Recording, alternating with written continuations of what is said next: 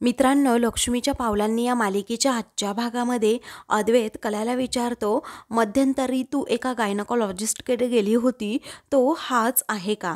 तेव्हा ती म्हणते हाच आहे. मग आता नयनाची ट्रीटमेंट याच्याकडे चालू होती का, असंही तो पुन्हा विचारतो. तेव्हा ती म्हणते हो, याच्याकडेच चालू होती. नयनाताईने जो हा खोटेपणा केलाय ना, त्याचा याच्याशी संबंध आहे. तेव्हा आता तो म्हणतो की म्हणजे तू मला पुन्हा फसवलंस ना, ते घरच्यांसमोर मी तुझी बाजू घेतो आणि तू मला अशी फसवतेस. मी माझ्या आईच्या नजरेत नेहमीच उतरतो. मग असं तू का करतेस? का नाही सांगितलं की हाच तो सौरभ आहे म्हणून? अगं, त्याच वेळी तू स्पेसिफिकली सांगायला हवं होतं ना, कारण तेव्हा ना तू सौरभच्या नावाचा उल्लेख सुद्धा केला नव्हतास. तेव्हा कला म्हणते, अरे चांदेकर, ऐक ना, तू शांत होणार आहे जरा. मग आता तो म्हणतो, मला काहीही ऐकायचं नाहीये, समजलं? अरे बाबा, फसवणूक म्हणजे किती अशी फसवणूक मी तरी सहन करायची? तेव्हा कला आता म्हणते, अरे चांदेकर, जरा शांत हो रे. अरे मी जे काही सांगतेय ना, आरोप करण्या अगोदर माझं ऐकून घे. अरे, आईने काही दिवसांपूर्वी सौरभला आणि आपल्या नयनाताईला चांदेकर मेन्शनमध्ये बोलताना पाहिलं होतं. मग आईला शंका आली की नयनाताईचं लग्न होऊन सुद्धा नयनाताई त्याच्या संपर्कामध्ये का आहे म्हणून, आणि मग हीच शंका तिने मला बोलून दाखवली. आता त्याच शंकेचं निरसन करण्यासाठी मी त्या क्लिनिकमध्ये गेले होते. का रे बाबा, तू काय येतोस आमच्या घरी? आता नयनाताईचं लग्न झालंय ना, तुझं नक्की काय चाललंय मला कळत नाही. मग तो तेव्हा मला काय म्हणाला माहिती आहे का चांदेकर, की नयनाताई फक्त माझी पेशंट नाही आहे, तर अगोदरपासून माझी मैत्रीणसुद्धा होती. ती त्याच काळजीपोटी मी तिला सतत फोन करत असतो आणि मग तिला भेटायला सुद्धा घरी येतो, दुसरं काहीही नाही. कारण त्यांनी मला कन्व्हिन्स केलं आणि मी कन्व्हिन्स झाले सुद्धा. कारण नयनाताई ज्या पद्धतीने वागत होती, ज्या प्रकारे उडवाउडवीची उत्तरं देत होती ना, आणि प्रेग्नेन्सीच्या बाबतीमध्ये हलगर्जीपणा करत होती, ते मला आणि आईला अजिबात पटत नव्हतं. कारण पुढे जाऊन नयनाताई असं पोट लावून आपल्या सर्वांबरोबर खोटं बोलणार आहे, हे तर आम्हाला असं स्वप्नातही वाटलं नव्हतं रे. अरे चांदेकर, एवढंच बोलायला मी त्याच्या क्लिनिकमध्ये त्या दिवशी त्याला जाब विचारण्यासाठी गेले होते आणि काही कारण नसताना मी या सगळ्यामध्ये उगीच ओढली गेली आहे. अरे, मी या खोटेपणाचा भाग नाहीये, विश्वास ठेव तू माझ्यावर, कारण मलाही तुझ्या इतकीच खोटेपणाची चीड आहे. अरे चांदेकर, माझ्याकडे 2 दिवस होते, त्यातला 1 दिवस तर ऑलरेडी गेलाय. फक्त एकच दिवस राहिलाय आता मला स्वतःला सिद्ध करण्यासाठी. अरे, सर्वजण माझ्यावर आरोप करतायत, निदान तू तरी करू नको ना रे. आणि फक्त 1 दिवस थांब ना रे, असं म्हणून ती आता त्याला थांबायला सांगते. तेव्हा तो आता म्हणतो, ठीक आहे, दिला तुला वेळ, चल. असं म्हणून दोघेही आता बाजूबाजूला जरा जाऊन उभे राहतात आणि सौरभ कधी येतो याची वाट पाहतात. तर कलाही डोक्याला हात लावून डोळे बंद करून आपली उभी असते. तेवढ्यातच सौरभ आता आपला चेहरा लपवत तेथून निघून सुद्धा जातो. की कलाला याबद्दल काहीही समजत नाही. त्यानंतर आता अद्वैतीची गंमत करत म्हणतो, कुलूप उघडलंय बघ. त्यावेळी कला आता पटकन कला आता लगेच दरवाजाजवळ जाते आणि पाहते तर अजूनही त्या दाराला कुलूप असतं. तेव्हा ती म्हणते, चांदेकर. तो म्हणतो, मग किती वेळ असं इथे थांबायचंय? ती म्हणते, चल मग. मग आता ते दोघेही जायला निघतात. त्यानंतर कला पुन्हा एकदा मागे येते आणि ती खिडकी उघडून आतमध्ये पाहते. तर अद्वैत विचारतो, काय ग, काय चाललंय, काय खरंय तुझं? ती म्हणते, अरे मला असं वाटलं तो आतमध्ये असेल. मग आता अद्वैत म्हणतो, असं कसं असू शकतं? तेव्हा ती म्हणते, अरे कुणाला तरी बाहेर कुलूप लावायला सांगून तो आतमध्ये बसूच शकतो ना. तेव्हा अद्वैत म्हणतो, आता त्याला काही स्वप्न पडलंय का, तू आत्ताच येणार आहे म्हणून तो आतमध्ये लपून बसलाय. मग दोघेही पुन्हा जाऊ लागतात. तर दुसरीकडे आता नैना ही मस्तपैकी कानामध्ये हेडफोन घालत अशी एरझऱ्या हॉलमध्ये घालत असते. एका हातात फोन तर दुसऱ्या हातात ज्यूसचा ग्लास. असं तिचं मस्त ऐश करणं आपलं सुरू असतं. तेवढ्यातच राहुल आणि रोहिणी हे हॉलमध्ये येतात आणि तिचा हा प्रताप पाहतात. त्यावेळी आता रोहिणीला राग येतो. तिच्या तळपायाची आग मस्तकात जाते. आता राहुल हिची नाटकं ना वाढतच चालली आहे. ही निर्लज्ज मुलगी आहे, हिला काहीच वाटत नाही, असं म्हणून आता ती लगेच बाहेर जाते.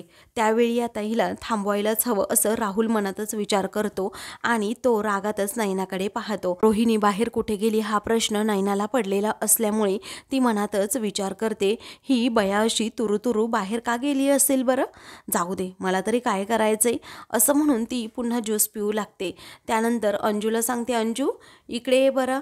अगं हा ज्यूस काही एवढा खास झाला नाही, माझ्यासाठी ना तू गरमागरम कॉफी घेऊन ये बरं. तेव्हा अंजू आता तेथे तिच्या हातातील तो ग्लास घेते आणि लगेच कॉफी आणण्यासाठी जाते. मग राहुल आता पुढे येतो आणि विचारतो, तुझं काय चाललंय हे? तेव्हा ती म्हणते, hey baby, hi, how are you? मग आता तो म्हणतो, निर्लज्ज आहेस का गं तू? एवढं सगळं होऊन देखील उगीच निर्लज्जासारखी इकडे तिकडे खात असते, फिरत असते. तेव्हा हे बघ नाही ना, मी तुझा हा फालतूपणा या घरात तरी खपवून घेणार नाहीये, असं राहुल म्हणतो. तेव्हा नैना म्हणते, हे घर जसं तुझं आहे ना तसं माझं सुद्धा आहे राहुल. त्यानंतर इकडे रोहिणी ही आता सरोजकडे येते आणि तिला म्हणते, या खरे बहिणींना अक्षरशः डोकं खाल्लंय माझं. अगो तू अशी या खरे बहिणींचं ऐकून तरी कशी घेऊ शकतेस, मला कळतच नाही. अगं तू तुझा हिंगा का दाखवत नाही, बोल ना पट. त्या नैनाने हॉलमध्ये अक्षरशः गोंधळ घातलाय. तेव्हा सरोज विचारते, अगं पण काय करतीये काय ती? तेव्हा हेडफोन मस्त कानात घातलेत, त्याचबरोबर अंजुला सारखी ऑर्डरवर ऑर्डर सोडते आणि आपली सारखी खात राहते. नक्की काय चाललंय हे? मला एक समजतंय की या घरामध्ये काहीही झालं ना तरीही त्या मुलीला काहीच फरक पडत नाहीये, असं रोहिणी रागातच म्हणते. तेव्हा सरोज म्हणते, शी, काय ह्या खरे बहिणी आहेत ना, कळतच नाही. त्यानंतर रोहिणी म्हणते, आणि आपण तर चिडचिड करण्याव्यतिरिक्त काहीच करू शकत नाही. जर तिच्या जागी दुसरं कुणी असतं ना तर कुठे तोंड लपवू, कुठे जाऊ हे सुद्धा समजलं नसतं. या घरामध्ये कुठेतरी तोंड लपवून तरी बसली असती, हे घर सोडून तरी गेली असती, परंतु नाही, हिला घराबाहेर जायचंच नाही. अगं मी त्या मुलीसमोर हात टेकले आहे, तू तरी तुझा इंगा दाखव ना त्या मुलीला, असं आता सरोजला ती विनवणी करते. त्यामुळे त्या दोघीही आता रागातच हॉलमध्ये येऊ लागतात. इकडे आता नैना ही कॉफी पित असते. तेव्हा आता राहुल म्हणतो, हे बाई, हे सगळी नाटकं आता सोडून दे. त्यावेळी आता नैना ही त्याचं काही न ऐकता म्हणते की अंजू, तुला अगं किती वेळा सांगितलं ग माझ्या कॉफीमध्ये साखर टाकत जाऊ नकोस म्हणून. आणि असं म्हणून ती आता राहुलला विचारते, बेबी तू काय म्हणत होतास रे, बोल ना आता. मग आता तो डोळेच बंद करून घेतो, कारण नैना आता काहीच ऐकून घेत नसते त्याचं. तेवढ्यातच सरोज आता तेथे येते आणि म्हणते, नैना, अगं तुझे हे जे चोचले आहेत ना ते इथे पुरवले जाणार नाही. अगं कुठून येतो गं तुझ्यामध्ये एवढा माज? आणि तुझ्या घरची काय दीडदमडीची परिस्थिती होती हे तुला माहीत आहे ना? तू कुठल्या परिस्थितीतून नक्की आली आहे आणि तू इथे येऊन उगीच माज दाखवतेस, असं रागातच सरोज तिला म्हणते. अगं कुठून येतो एवढा माजोरडेपणा तुझ्या अंगात, असं रागातच ती आता म्हणते. तेव्हा नैना अजिबात त्या दोघींचं काहीच ऐकत नाही. ती अंजूला म्हणते, अंजू, राहू दे आता हीच कॉफी, पण नेक्स्ट टाइम पासून तू लक्षात ठेव, एकदम कूल. नैना आता सरोजला म्हणते, सरोज मामी, मी तर फक्त नॉर्मल वागण्याचा प्रयत्न करते आहे. इनफॅक्ट मी राहुलला सुद्धा हेच समजावून सांगत होते की अजून काहीही सिद्ध झालेलं नाहीये, मग तुम्ही माझ्याशी असं तुटकपणे का वागताय? आपण असे सर्वजण नॉर्मल वागूयात की. जशी तुम्ही या घरची सून आहात ना सरोज वहिनी, तशी मी सुद्धा या घरची सून आहे. तेव्हा आबा आता म्हणतात, नैना, तू घरच्या सर्व मर्यादा ओलांडती आहेस हा. अगं जशी तू या घरची सून आहेस ना, मग या लोकांना अशी वेठीला का धरायला लागली आहेस? तेव्हा आता नैना उद्धटपणाने आबांबरोबर बोलू लागते. म्हणते की, आबा प्लीज, हां, तुम्ही तर काहीच बोलू नका, कारण त्या कलाने काहीही केलं ना तरीही तिची वाहवा असते, आणि या नैनाने काहीही केलं ना तरीही ती उद्धट असा शिक्का तुम्ही माझ्यावर मारूनच ठेवलाय. अरे तुम्ही नॉर्मल बिहेव करा ना माझ्याबरोबर. मी तुम्हा सर्वांना सांगतेय ना की मी काही केलं नाही, त्यामुळे तुम्ही सुद्धा असंच वागा माझ्याबरोबर. तेव्हा सरोज आता काहीच न बोलता रागात अंजूला म्हणते, इकडे ये पटकन आणि ताबडतोब हिच्या दोन्हीही बॅगा भर आणि हिचं सामान खाली घेऊन ये. तेव्हा नैनाला आता धक्काच बसतो. ती विचारते, काय? मग आता कळेल ना तुला काय आहे ते आता सध्या, असं सरोज तिला म्हणते. दुसरीकडे आता कला अजूनही सौरभचा शोध घेत असते. दोघेही आता गाडीजवळ उभे असतात. तेव्हा आता हा सौरभ अचानक असा इथून कसा गायब होऊ शकतो, मी याच्या घराजवळ गेले तरीही, असं कला पुटपुटत असते. अद्वैत विचारतो, काय चाललंय काय तुझं? तेव्हा ती म्हणते, अरे मला असं वाटतंय त्या सौरभला आपल्यासमोर येण्याची लाज वाटत असेल. म्हणजे मला ना अजून एक शंका येते. तो ना नयनाताई बरोबर या कामामध्ये अगदी पहिल्यापासून सामील असेल आणि म्हणूनच तो आपल्यासमोर येत नसेल, कारण आपण त्याचा शोध घेतोय तरीही तो आपल्याला सापडत नाही. मला असं वाटतंय नयनाताईने सगळं काही त्याला सांगितलं असेल की घरामध्ये काय गोंधळ झाला आणि म्हणूनच तो अलर्ट झालाय. तेव्हा अद्वैत म्हणतो, हो बरोबर आहे, चल आता तू गाडीत बस अगोदर, असं म्हणून दोघेही आता गाडीतून निघालेले असतात. त्यानंतर काही वेळातच आता ते दोघेही जेव्हा पुढे जात असतात ना, तेव्हा कला मात्र आता एकदम शांत होऊन जाते. तिला काहीही सुचत नसतं. तेव्हा ती आता मनातच म्हणते की मी जसा जसा वेळ पुढे जातोय तसं तसं मला भीती वाटत चालली आहे. आई अंबाबाई तू मला साथ दे, मी काहीही सहन करेल ग, परंतु हा खोटेपणा ना कधीही सहन करणार नाही, कारण त्याची मला चीड आहे. तेव्हा आता ती समोर पाहते तर सौरभ तेथे असतो. त्यामुळे ती म्हणते, चांदेकर पटकन गाडी थांबव. अरे थांबव ना पटकन गाडी, असं म्हणून ती त्याला गाडी थांबवायला सांगते आणि त्याला काहीही न बोलता लगेच सौरभकडे जाते. म्हणते की सौरभ थांब. तेव्हा सौरभ आता कलाला पाहून खूपच घाबरतो आणि लगेच तेथून धूम ठोकतो. त्यानंतर कलासुद्धा त्याच्या पाठीमागे धावते. अचानक आता इकडे अद्वैतला कॉल आल्यामुळे तो फोनवर बोलतो आणि म्हणतो की तुम्ही काम सुरू करा, मी लगेच थोड्या वेळात येतोय, असं म्हणून तो सुद्धा गाडीतून खाली उतरतो की ही खरे नक्की गेली कुठे. तेव्हा आता सौरभ हा कलाला पाहून खूपच पुढे पुढे धावत असतो. त्याला आता समजलेलं असतं की ही कला माझ्या मागावर आहे म्हणून. तर आता कलासुद्धा अजिबात हिंमत हरत नाही, ती सुद्धा आता त्याच्या पाठीमागे धावू लागते.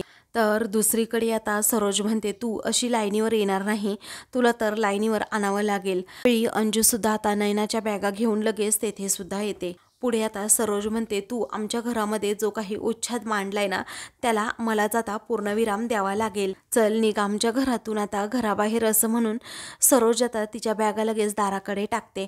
तेव्हा सर्वजण सरोजकडे पाहतच राहतात. नयना म्हणते, सरोज मामी प्लीज असं करू नका. तेव्हा तुम्ही 2 दिवसांचा अवधी दिलाय ना, मग असं का करताय सरोज मामी, असं म्हणून स्वतः नयना आता तिच्या बॅगा पुन्हा स्वतःजवळ घेते. त्याचवेळी रोहिणी म्हणते, गप्पा बस ग, अजिबात नाटक करू नकोस.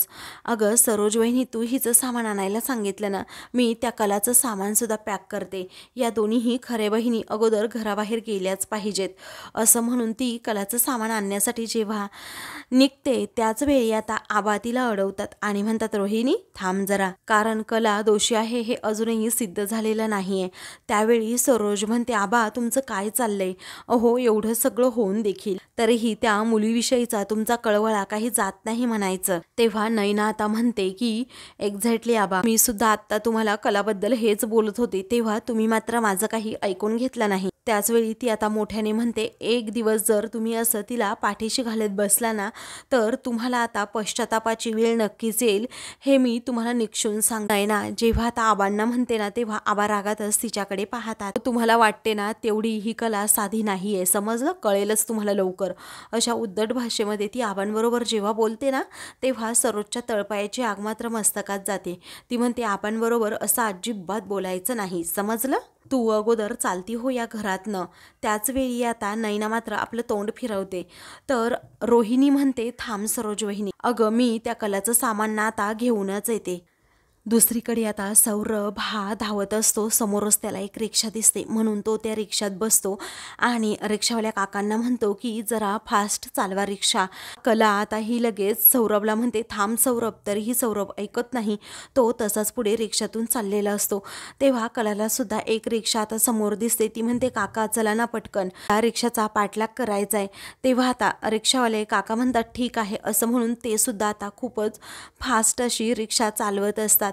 तेव्हा कला सौरभला आवाज देण्याचा प्रयत्न करते, तर सौरभ अजूनच फास्ट रिक्षा चालवायला सांगतो.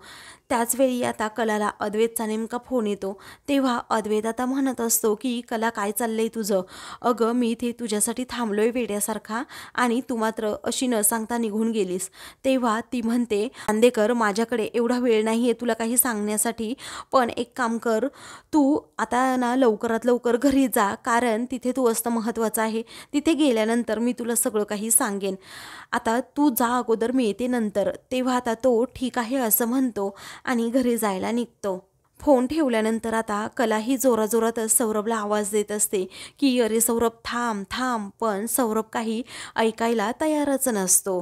इकडे सौरभ आता खूपच घाबरलेला असतो. तेव्हा तो म्हणतो की आता जर मी हिच्या हाताला लागलो ना तर माझं काही खरं नाही. या विचाराने तो आता पूर्णपणे घामाघूम होतो. इकडे कला आता सांगत असते, काका तुम्ही एक काम करा, समोरची जी रिक्षा आहे ना त्या रिक्षाला ओव्हरटेक करा आणि त्याचबरोबर अशी आडवी घाला, म्हणजे तो थांबेल रिक्षावाला.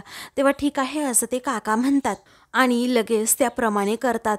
ती रिक्षाशी समोर सौरभच्या रिक्षासमोरच रिक्षाशी आडवी घालतात. तर कला आता क्षणाचाही विलंब न करता लगेच त्या रिक्षातून उतरते. तेव्हा सौरभ आता खूपच घाबरतो. तो आता पुन्हा पळून जाण्याच्या मार्गावर असतो, पण कला आता लगेच चलाकीने पुढे जाते आणि त्याची गचंडीच पकडते.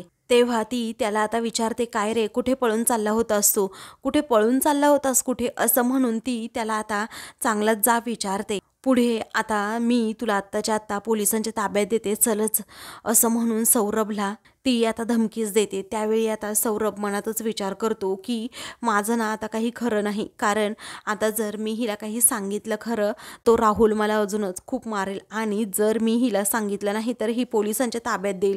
काय करावं, ही त्याची आता द्विधा मनस्थिती झालेली असते. माझी वाट लागली, मी पूर्णपणे ट्रॅप झालोय. तेव्हा ती आता विचारते, बोल ना, अरे का फसवणूक केली तू आमची, बोल, नाही तर मी आत्ताच्या आत्ता पोलिसांना फोन करते. तेव्हा तो अजूनच घाबरतो आणि म्हणतो, नको नको अगं कला, पोलिसांना फोन नको करूस प्लीज, अगं ते माझं लायसन्स जप्त करतील ना.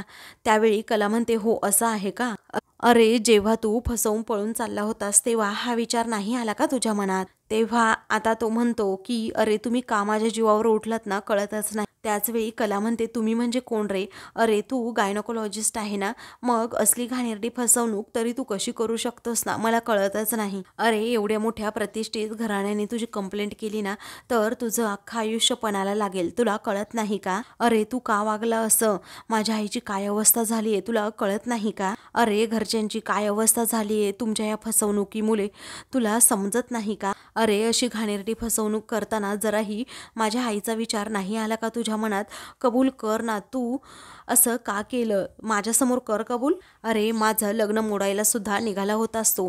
त्यावेळी आता कला मनात विचार करते की हा असं ऐकणारच नाही, मलाच काहीतरी करावं लागेल, असं म्हणून ती त्याच्याकडे रागात पाहते. पुढे आता कला म्हणते, हे बघ सौरभ, नयनाताईने तुझ्याबद्दल सगळं काही खरं खरं सांगितलंय. त्यावेळी माझ्याबद्दल काय सांगितलं असं आता तो विचारतो. तेव्हा ती म्हणते, अरे नयनाने सांगितलं की हा सगळा प्लॅन तुझा होता. तेव्हा तो आता खूपच घाबरतो आणि तूच तिला खोट्या प्रेग्नेन्सीचं नाटक करायला सांगितलंस. तेव्हा आता सौरभला मोठा धक्का बसतो. तेव्हा तो विचारतो, काय त्या नयनाने असं सांगितलं, खोटारडी कुठली, ही मला फसवते का. तेव्हा आता कला ही मनातच विचार करते की आता बरोबर ठिकाणी बाण लागलाय. मग त्यानंतर आता कला अजूनच त्याची जोरात गचंडी पकडत म्हणते, बोल, अरे का असं खोटं बोललास तू, का केली तू अशी बनवाबनवी, असं म्हणून तो आता म्हणतो की सर्व फसवणूक तर फक्त माझ्या बाजूने झाली आहे. तेव्हा कला विचारते, नक्की काय म्हणायचंय काय तुला. पुढे आता सौरभ म्हणतो की त्या नयनाने लग्नासाठी मला प्रॉमिस केलं होतं, कारण कॉलेजमध्ये असताना माझं भरपूर प्रेम तिच्यावर होतं, पण तिने फक्त पैसे पाहून ना त्या चांदेकरांबरोबर लग्न केलं आणि मला असं तांदळातल्या खड्यासारखं बाजूला टाकलं.